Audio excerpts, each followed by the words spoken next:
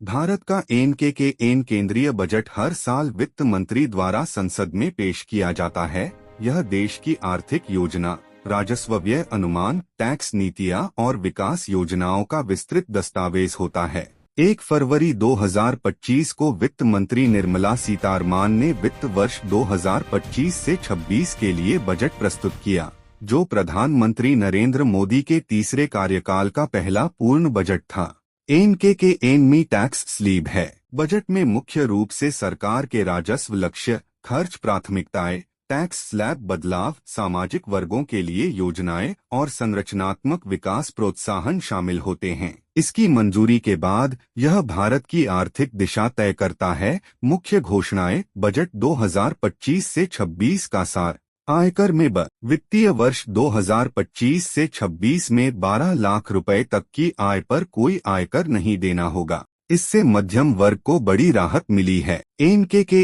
सरकार ने खुद कहा कि राजकोषीय घाटा, फिस्कल डेफिसिट को जीडीपी का 4.4% रखने का लक्ष्य रखा गया है, जो आर्थिक स्थिरता का संकेत है। ब्याज भुगतान पर खर्च: सरकार को 2025 से 26 में कुल 12,76,338 रुपए करोड़ से ज्यादा ब्याज भुगतान करना है, जो कई विभागों के बजट से भी दोगुना है। एक बड़ा आर्थिक दबाव: रक्षा बजट। रक्षा के लिए भारी आवंटन किया गया है, जिसमें लगभग 6,81,210 रुपए करोड़ का बजट शामिल है, ताकि सुरक्षा और तकनीक पहल मजबूत हो सके। कृषि और ग्रामीण विकास: सरकार ने कृषि को पहला इंजन बताया और ग्रामीण भारत के लिए योजनाओं पर जोर दिया। विकास योजनाएं। निवेश: सरकार ने कहा कि जीएसटी सुधार, निवेशाधारित विकास, पूंजीगत व्यय, केपेक्स बढ़ाना आदि प्राथमिकताएं हैं, ताकि आर्थिक विकास में गति बनी रहे।